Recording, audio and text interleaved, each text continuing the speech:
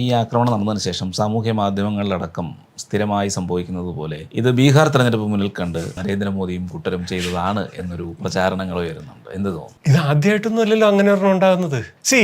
വളരെ കാലമായിട്ടുള്ളൊരു കാര്യമാണ്. നല്ലതിന്റെ ഒന്നും ക്രെഡിറ്റ് BJPക്ക് കൊടുക്കില്ല, അല്ലെങ്കിൽ കുറ്റം പറയാൻ മാത്രമേ BJPയെ അപ്രോച്ച് ചെയ്യൂ എന്നുള്ളത് വളരെ വളരെ കാലമായിട്ടുള്ളതാണ്. ഇപ്പോൾ 26/11 അന്നെന്തായിരുന്നു പറഞ്ഞത്? അതും RSS ചെയ്താണെന്ന് പറഞ്ഞു. തൂക്കാറാം ഓംബ്ലെ എന്ന ദൈവത്തിന്റെ കയ്യൊപ്പുള്ള ഒരു മനുഷ്യൻ ആ തോക്കിൽ കയറി പിടിച്ചതുകൊണ്ട് അജ്മൽ കസബിനെ ജീവനോടെ കിട്ടുകയും അതല്ലാതും തെളിയുക, അല്ലെന്നുണ്ടെങ്കിൽ അത് RSS ചെയ്താന്ന് പറയില്ലായിരുന്നു, അല്ലെങ്കിൽ അത് RSS ചെയ്യില്ല എന്ന് പറയാം. എന്നിട്ട് തന്നെ ഇത്രയും നല്ല ഒരു തെളിവ് ആയിട്ടൊരു മനുഷ്യൻ ജീവനോടെ നിൽക്കുകയും അയാളെ ചോദ്യം ചെയ്യാൻ പറ്റുകയും അയാളിൽ നിന്ന് ഇന്ത്യയിലും വിദേശത്തുമുള്ള സർവ്വ കുറ്റാന്വേഷണ ഇന്റലിജൻസ് ഏജൻസികളെല്ലാം ഇന്റർവ്യൂ ചെയ്തിട്ട് അതിൻ്റെ അകത്തൊക്കെ അയാൾ ക്ലിയർ ആയിട്ട് ഞാൻ പാകിസ്ഥാനിൽ നിന്ന് വന്നാണെന്ന് പറഞ്ഞിട്ടും ഒരു പുസ്തകം എഴുതിയില്ലേ? കാർക്കറയെ കൊന്നതാര് എഴുതി?